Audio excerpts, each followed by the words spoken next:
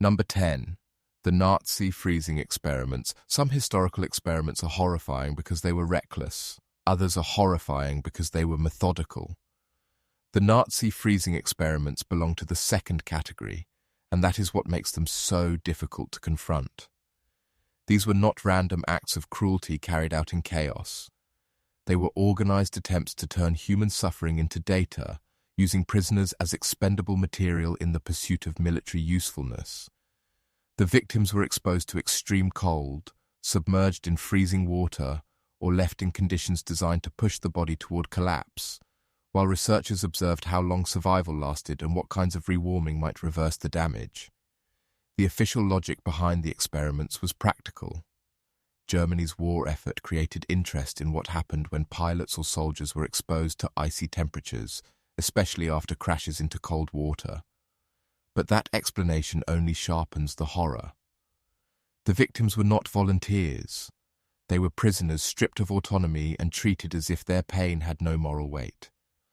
The body was no longer a person. It became an instrument for measuring endurance, failure, and death under controlled conditions. That transformation is what makes the case so important in the history of unethical science. The experimenters did not merely ignore consent, they replaced it with ideology. Once the victims were defined as disposable, almost any procedure could be framed as permissible. The cold itself became a tool of domination. It slowed thought, stole movement, intensified panic, and made suffering visible in ways the researchers could record. The human being was reduced to temperature, reaction, and outcome. What is especially disturbing is the clinical structure surrounding the brutality. These experiments were documented, observations were taken, methods were compared, the setting tried to present itself as scientific, even while operating inside a system of radical dehumanization. That false scientific order matters because it reveals one of the darkest truths about history. Cruelty becomes more dangerous when it learns bureaucratic language. A beating is openly violent. An experiment can disguise violence as procedure. And the victims were trapped inside a structure designed to make resistance nearly meaningless. There was no real possibility of refusal, no ethical review, no accountability that recognized their humanity. Once inside the experiment, a prisoner's suffering was interpreted not as evidence to stop, but as evidence being collected. Every shiver, every cry, every collapse could be converted into information. Pain itself became part of the method. That is why the Nazi freezing experiments do not belong only to the history of wartime atrocity. They belong to the history of systems that claim knowledge as justification for violating everything that should limit human power. The researchers were not confronting an unknown moral dilemma. They were crossing a boundary that should have been obvious from the beginning. Yet the setting of war, ideology, and institutional obedience made that crossing look normal to those inside it. In the end, the freezing experiments stand as one of the clearest examples of science emptied of conscience. They show what happens when research is severed from the idea that the subject is fully human. The result is not discovery in any noble sense. It is a record of how easily intelligence, training, and official purpose can be turned into machinery for torment. Number 9. The Little Albert Experiment. Not all historical experiments announce themselves through blood or obvious physical destruction. Some become disturbing because they reveal how casually a child's mind could be treated as a test site. The Little Albert Experiment is one of the most famous examples. In the early 20th century, researchers set out to explore whether fear could be conditioned in a young child. Their method was chillingly simple. Pair an ordinary, previously harmless object with a frightening noise and see whether terror could be made to attach itself to the object afterward. The child at the center of the experiment, known as Little Albert, was shown things like a white rat and other soft, furry stimuli that initially caused no distress. Then, while the child interacted with them, the researchers produced a sudden loud sound behind him. The result was predictable. Fear began to form. Eventually, Albert showed distress not only toward the rat, but towards similar objects. What had once been neutral had been transformed into a trigger. The experiment seemed to demonstrate that emotional reactions could be deliberately built through association. That is what makes the case so dark. The researchers were not uncovering fear in order to relieve it. They were creating it. A child, unable to consent and unable to understand what was happening, became a controlled site for psychological manipulation. The experiment did not need torture equipment or extreme physical violence to be ethically wrong. Its cruelty was quieter. It used developmental vulnerability itself as the opportunity. And there is something uniquely unsettling about the object choices in the study. The things Albert was conditioned to fear were ordinary, even gentle. A rat, fur, soft textures, familiar objects. That detail matters because it reveals how easily the mind can be altered against its own natural responses. Fear was not attached to obvious danger. It was manufactured and then spread. Once the association took hold, the child's emotional world had been made less safe than before, and for no reason that served his well-being. The case has remained infamous, not just because of what it showed, but because of what it failed to repair. The child was subjected to fear conditioning, but there was no meaningful ethical framework ensuring that the damage would be undone. That absence is crucial. It reveals an older research culture in which the subject's experience could be treated as secondary to the elegance of the demonstration. A result was achieved, and that achievement mattered more than the person altered to produce it. What gives little Albert lasting power in historical memory is that the experiment feels both small and enormous at the same time. Small because the setup seems so simple. A child, an object, a loud sound. Enormous because of what it implies. If fear can be installed that easily, then the mind begins to look frighteningly vulnerable. The experiment opens onto bigger questions about propaganda, trauma, phobia formation, and the ways institutions may shape emotion deliberately. That is why it belongs on this list. The Little Albert experiment shows that a historical experiment does not have to involve mass atrocity to cross a moral line. It only has to treat a human being as less important than the demonstration. In this case, the subject was a child, and the result was a landmark study built on the deliberate creation of fear in someone who had no power to refuse it. That quiet imbalance makes the story linger. It is not the spectacle of cruelty, it is the normalization of it. Number 8, Unit 731, Human Experiments. Some historical experiments are so extreme that even describing them feels like stepping into a place where language itself begins to fail. Unit 731 belongs to that category. Operating under Imperial Japan during wartime, it became one of the clearest examples of science converted into organized brutality. Prisoners were not treated as patients, volunteers, or even conventional captives. They were treated as raw material for experimentation, their bodies used to test disease, injury, weapons, and survival limits under conditions that erased every moral boundary that should have made such work impossible. What makes Unit 731 especially horrifying is the scale and variety of its methods. Human beings were exposed to plague, cholera, anthrax, frostbite, vivisection, and other procedures designed not to heal, but to observe destruction in real time. Some victims were infected deliberately, so the progression of disease could be studied. Others were wounded, frozen, or subjected to conditions meant to reveal how the body failed under stress. The researchers were not responding to accidental suffering. They were producing it as the basis of their work. That production of suffering is the central horror. Once a system decides that certain people exist primarily as tools for knowledge or military advantage, the experiment changes meaning completely. There is no longer a boundary between research and assault. The procedure itself becomes the assault. Pain, infection, mutilation, and death are not unwanted side effects. They are built into the design from the start. That is why Unit 731 stands as more than an example of unethical science. It stands as a demonstration of how institutional cruelty can wear the mask of disciplined inquiry. And it was institutional. That detail matters. These were not isolated acts by deranged individuals working in secrecy without structure.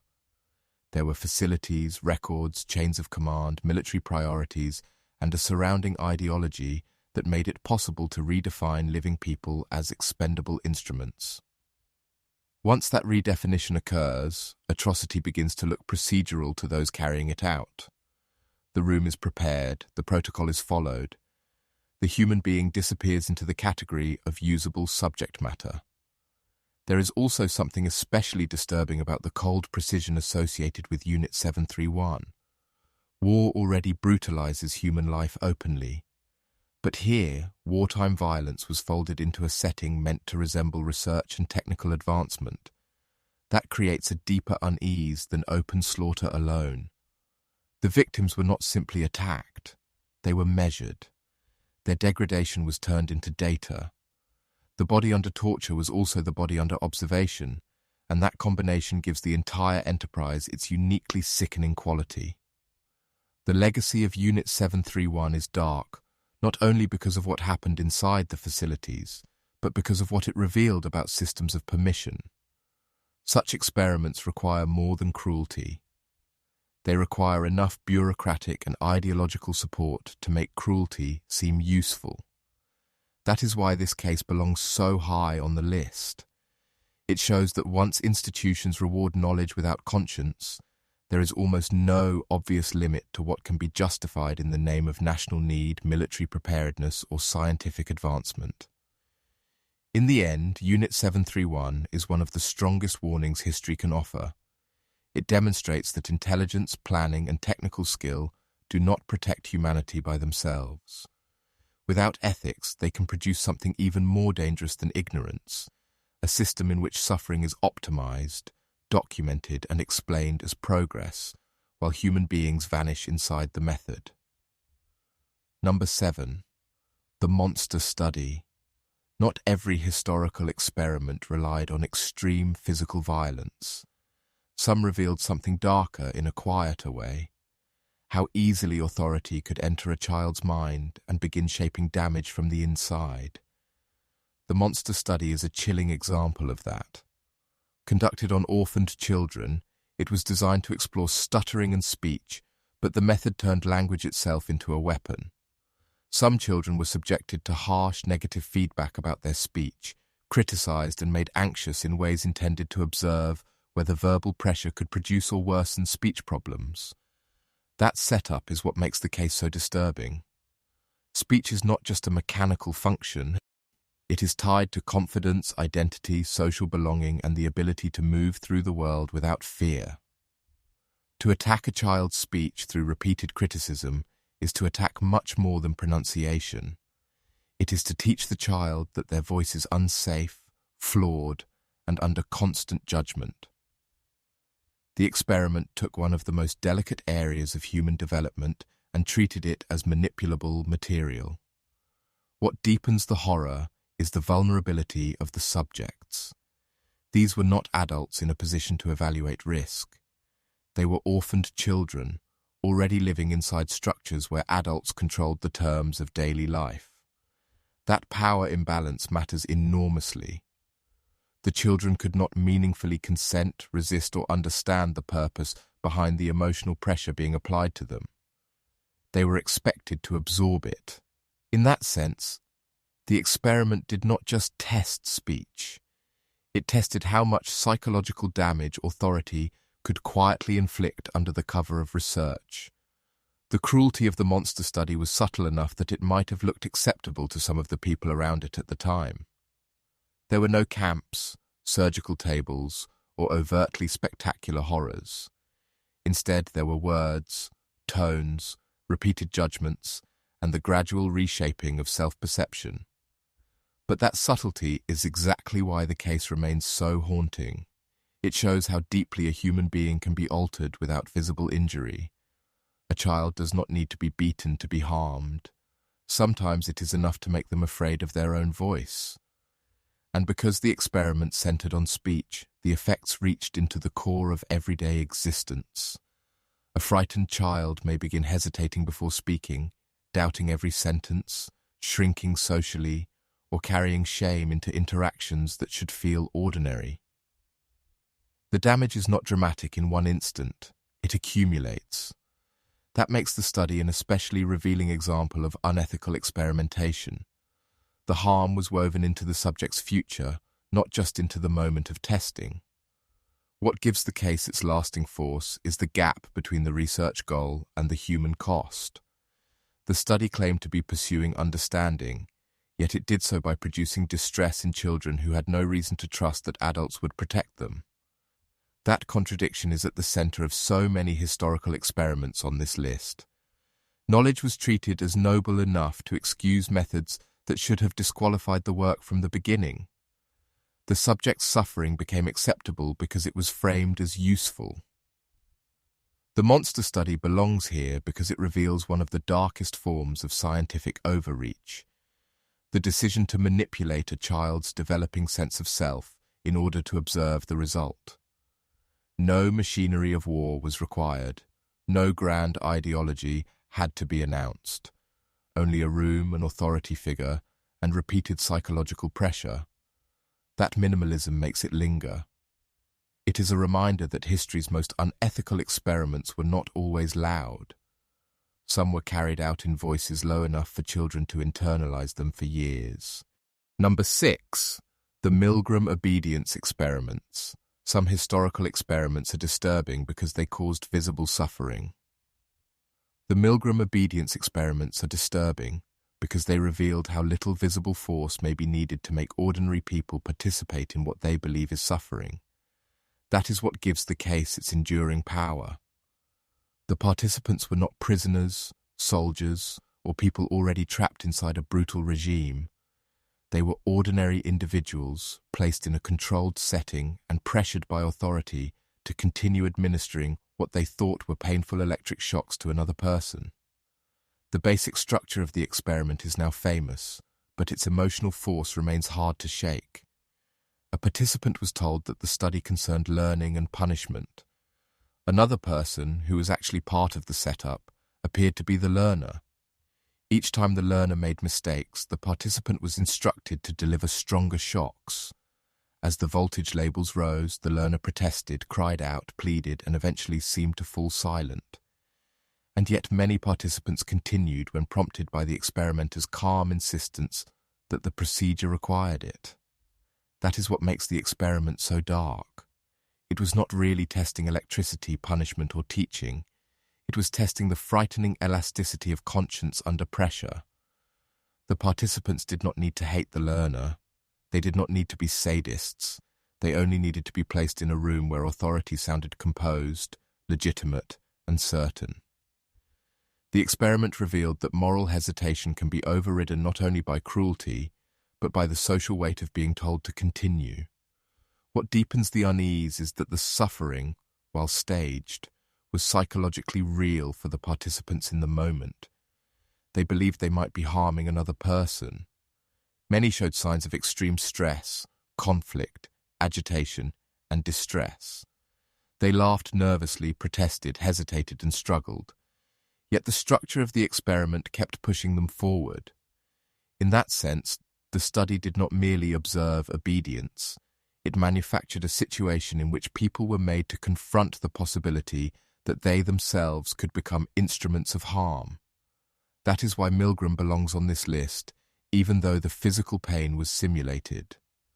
Ethical horror does not depend only on bodily injury.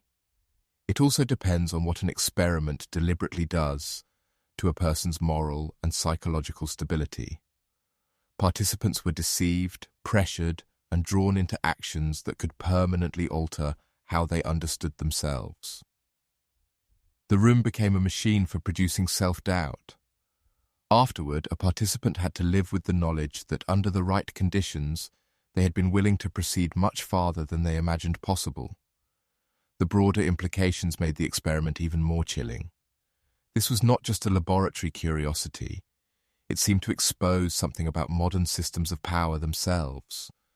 Bureaucracy, hierarchy, professional tone, institutional setting, and repeated procedural prompts could all help move human beings past their own ethical limits. The experiment suggested that obedience does not always arrive through obvious fanaticism. Sometimes it arrives through ordinary politeness, reluctance to disrupt the procedure, and the desire to defer responsibility upward. That is why the Milgram obedience experiments remain so haunting. They turned a laboratory into a mirror.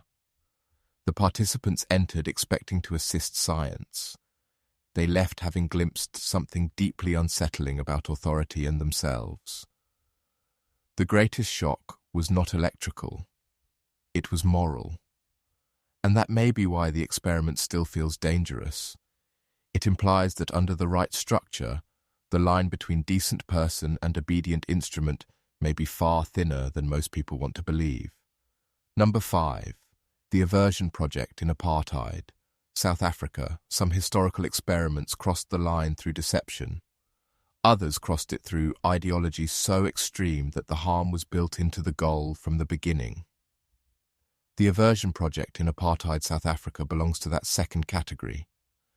Associated with military psychiatry during the apartheid era, it targeted people, especially within the armed forces, whose sexuality or gender identity was treated as deviant, dangerous, or in need of correction. Under the language of treatment and discipline, the project subjected vulnerable individuals to procedures meant to suppress, punish, or alter who they were. That is what makes this case so profoundly disturbing. The experiment was not designed to cure disease in any humane sense. It was designed to enforce a political and social order by pathologizing identity itself. Once an institution decides that part of a person's inner life is unacceptable, research and treatment can become weapons. The subject is no longer approached as someone deserving care. The subject becomes a problem to be fixed, erased, or broken into compliance. The methods associated with the Aversion Project have become infamous for exactly that reason. Aversion techniques, psychiatric coercion, hormone interventions, and other abusive measures were reportedly used in attempts to correct homosexuality and non-conforming identities. The violence here was not always spectacular in the way wartime atrocity is spectacular, but it was intimate and systematic. It entered the body and mind through institutions that claimed medical legitimacy. That false legitimacy is central to the horror. The abuse was not hidden behind openly criminal language. It was framed as professional intervention. And that framing matters because it shows how science can become an accomplice to prejudice when institutions stop asking whether their premises are morally rotten. The Aversion Project did not begin with neutral curiosity. It began with a regime and a culture deciding that certain human beings should not exist as they were. Once that premise is accepted, the experiment ceases to be about knowledge in any honest sense. It becomes a campaign of forced normalization, with the subject's suffering treated as evidence of progress rather than proof of harm. What gives the case its lasting weight is the vulnerability of those caught inside it. Military structures already intensify control, secrecy, obedience, and shame. Under apartheid, these pressures became even more dangerous when fused with psychiatric authority. A person marked as deviant was not standing in a space of free refusal. They were confronting the combined force of the state, the medical system, and a surrounding ideology that declared their identity unacceptable. That combination turns the so-called experiment into something closer to institutional assault. There is also a deeper historical lesson here. Not all unethical experimentation grows from a desire to know how the body functions. Sometimes it grows from a desire to reshape society by disciplining the body and mind. The Aversion Project sits at that intersection. It reveals how medicine can be drafted into projects of exclusion, how psychiatry can be made to serve power, and how treatment can become a euphemism for coercion when the institution values conformity more than humanity. That is why it belongs so high on this list. The Aversion Project was not simply wrong because it used abusive methods. It was wrong because the entire enterprise was grounded in the belief that certain people's deepest identities were legitimate targets for correction. Once that belief becomes operational, every procedure is contaminated from the start. What remains is not healing, not science, but the cold bureaucratic effort to make human difference disappear. Number 4. The CIA's MKUltra program. Some historical experiments crossed the line in a laboratory. MKUltra crossed it inside the machinery of the state. That is what makes it so unsettling. It was not a single study, a single room, or a single researcher pushing too far. It was a sprawling CIA program built around the idea that the human mind could be manipulated, destabilized, controlled, or broken in the service of intelligence goals. Under the pressure of Cold War paranoia, the question was not whether this should be done. The question became how far it might go. That shift is the heart of the horror. Once a government agency starts treating consciousness itself as a battlefield, ethics are in immediate danger. MKUltra involved experiments with drugs, especially LSD, alongside hypnosis, sensory manipulation, sleep disruption, interrogation-related techniques, and other efforts to study suggestibility, compliance, and mental breakdown. Some subjects were aware they were involved in research, others were not. And that lack of informed consent is one of the darkest features of the entire program. People were turned into test material for experiments targeting the most intimate part of human life, the mind's ability to remain coherent. What makes MKUltra especially disturbing is that it combined secrecy with institutional legitimacy. Covert programs do not just hide actions, they distort accountability. Within that environment, methods that should have triggered immediate moral rejection could instead be reframed as necessary, temporary, or patriotic. The Cold War supplied the fear. The agency supplied the structure. The result was a setting where manipulation could be treated as national defense. And because the program dealt with the mind, the harm was often uniquely hard to measure and even harder to narrate cleanly. Physical injury can be photographed, diagnosed, and counted. Psychological destabilization can be messier. A subject may feel disoriented, terrified, paranoid, fragmented, or deeply altered without the damage fitting neatly into one visible category. That ambiguity was not a limitation for a program like MKUltra. In some ways it was an advantage. If confusion itself was part of the method, then confusion afterward could also help obscure what had been done. That is why the case remains so powerful in public memory.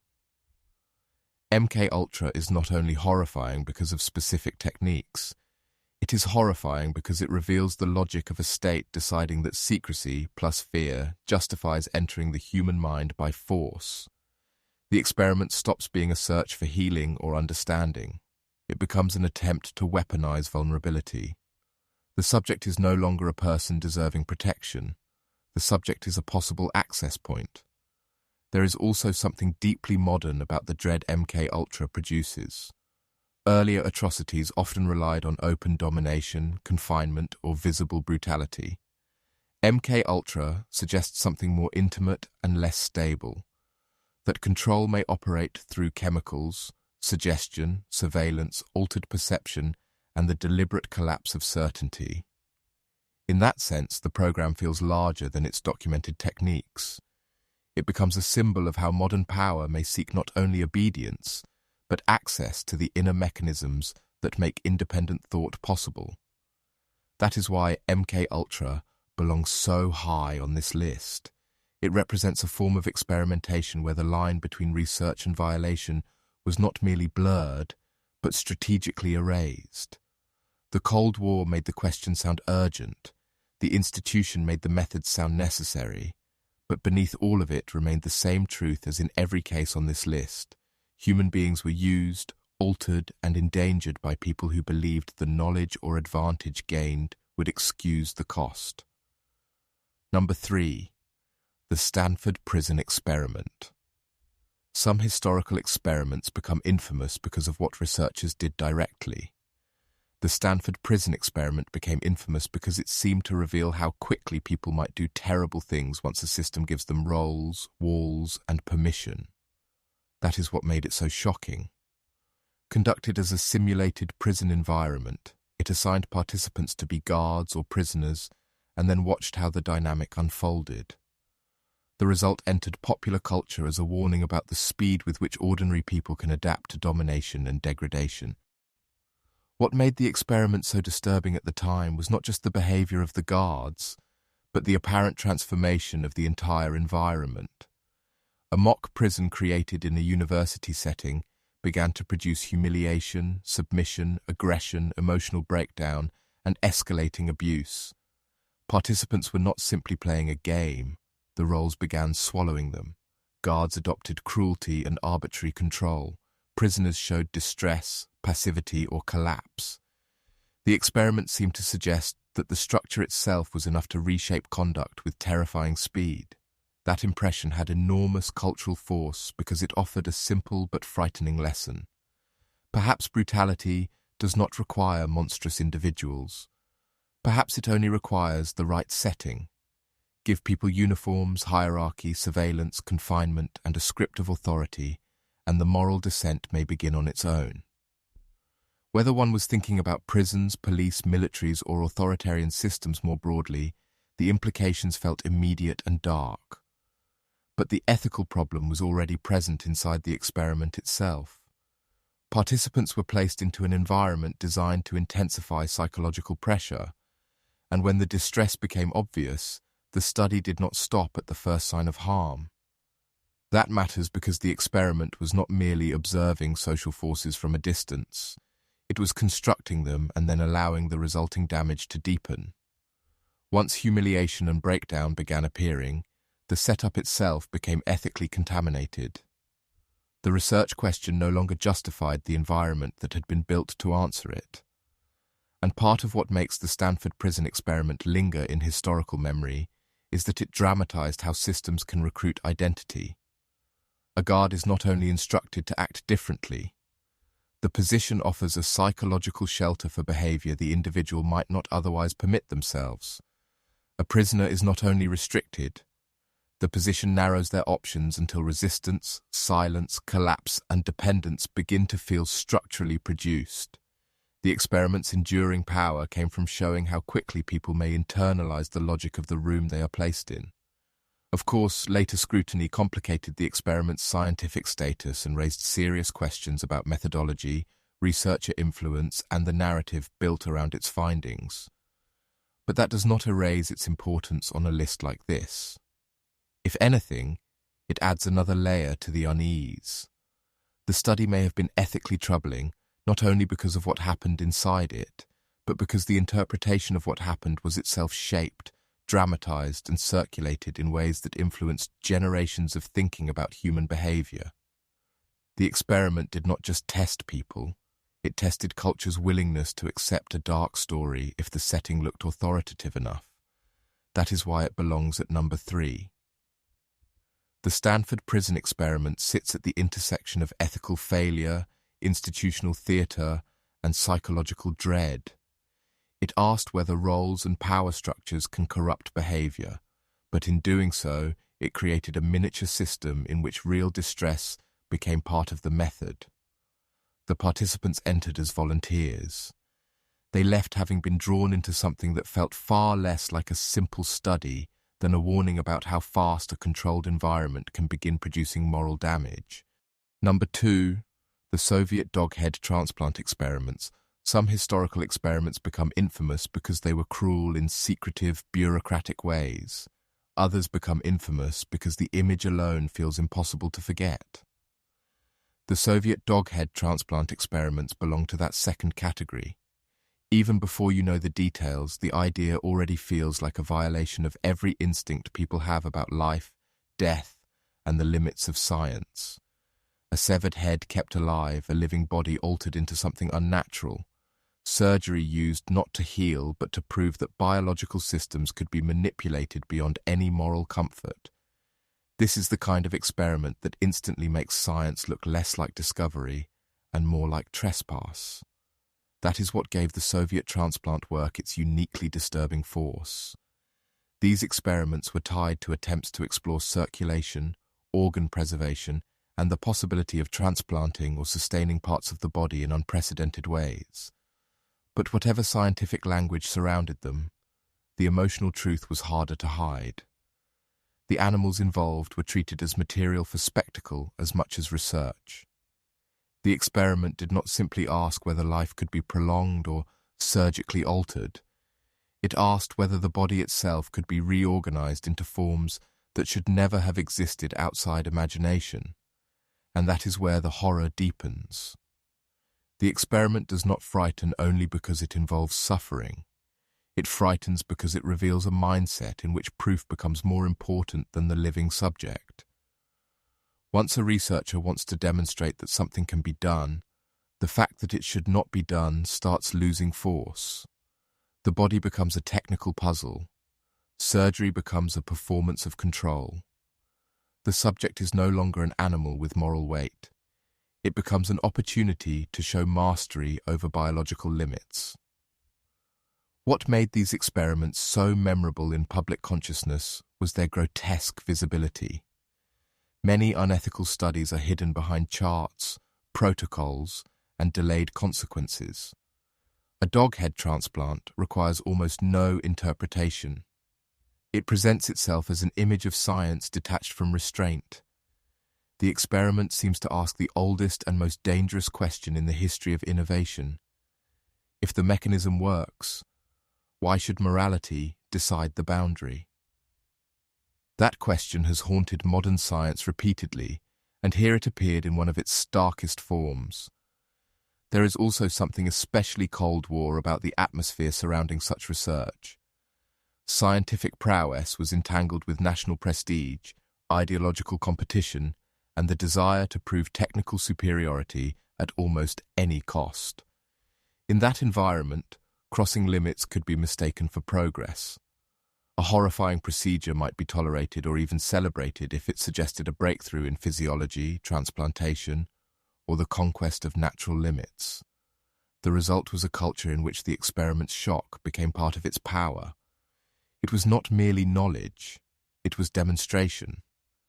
But demonstration of what? Not simply that tissue can survive or circulation can be manipulated. The deeper demonstration was that institutional science, when combined with ambition and abstraction, can teach itself not to flinch. That is why this case belongs so high on the list. It shows what happens when the living subject disappears beneath the excitement of technical possibility. The experiment no longer asks how to preserve life with dignity. It asks how much violation an institution is willing to rationalize for the sake of being first, being bold, or being unforgettable. In the end, the Soviet dog head transplant experiments remain one of history's clearest examples of scientific overreach, becoming grotesque in both method and meaning. They expose not just a surgical ambition, but a moral emptiness at the center of certain kinds of research culture. The body could be manipulated, the circulation could be sustained, a disturbing technical feat could be achieved. But what emerged was not a triumph. It was a warning about how easily brilliance can become monstrous when the subject is reduced to a biological display. Number 1. The Tuskegee syphilis study. Some historical experiments are horrifying because they pursued shocking procedures. The Tuskegee syphilis study is even darker because its violence was built out of neglect, deception, and the deliberate decision to let suffering continue. That is why it stands at number 1. This was not a brief lapse or a rogue act hidden from institutions. It was a long-running study in which black men with syphilis were misled and denied proper treatment while researchers observed the natural progression of the disease. The cruelty was not accidental. It was organized endurance. That structure is what makes Tuskegee so devastating. The men involved were not told the truth about their condition in any ethically meaningful way. They were not treated as informed participants capable of real consent. They were treated as subjects whose illness could be watched over time because the institution had decided that observation mattered more than their survival, health, dignity, or futures. The experiment did not simply fail them, it depended on failing them, and the moral horror only deepens when treatment became available. Once penicillin was established as an effective therapy, the study should have ended immediately and the participants should have received care. Instead, many were still kept from proper treatment so the data could continue. That decision is one of the clearest ethical ruptures in the history of modern medicine. It reveals a system in which knowledge was no longer merely pursued at human cost. It was pursued by preserving human cost on purpose. What makes Tuskegee especially important is that its cruelty cannot be separated from race. The study unfolded inside a racist structure that made the suffering of black men easier for institutions to rationalize, ignore, and prolong. That matters because the experiment was not simply unethical in a generic sense. It was part of a history in which medicine, public health, and authority could interact with racial hierarchy in ways that turned unequal value into policy. The men were not only deceived as patients, they were devalued as human beings. And because the study lasted so long, its damage radiated far beyond the immediate subjects. Families were affected, trust was destroyed. Communities absorbed the lesson that institutions claiming to heal could also watch people die in the name of research. That legacy matters enormously. Tuskegee did not end when the study was exposed. Its effects continued through justified mistrust, historical trauma, and the recognition that official medical language can conceal deep betrayal when power is unaccountable. There is also something uniquely chilling about the form of harm involved. Many experiments on this list are violent in visible ways. Tuskegee weaponized waiting. The subjects were not simply assaulted in one moment and then left with the aftermath. They were held inside a system where treatment was withheld, disease advanced, and damage accumulated over years. The experiment became a slow structure of abandonment disguised as study. That slowness is part of what makes it so morally devastating. The suffering had to be maintained. That is why Tuskegee belongs at number 1. It captures the darkest possibility in the history of experimentation. That a medical institution can know what should be done, possess the means to do it, and still choose not to act, because the continued suffering of the vulnerable has become scientifically useful. There is no dramatic machinery needed for that kind of evil. Only paperwork, authority, racial contempt, and the decision to let time do the damage. In the end, the Tuskegee syphilis study stands as one of the strongest indictments of unethical research ever recorded. It shows that the most frightening experiments are not always those that look the most sensational. Sometimes they are the ones that wear the appearance of medical order while quietly deciding that certain lives are acceptable to study, deceive, and sacrifice. That is a deeper horror than madness alone. It is a horror built out of institution, duration, and consent deliberately denied.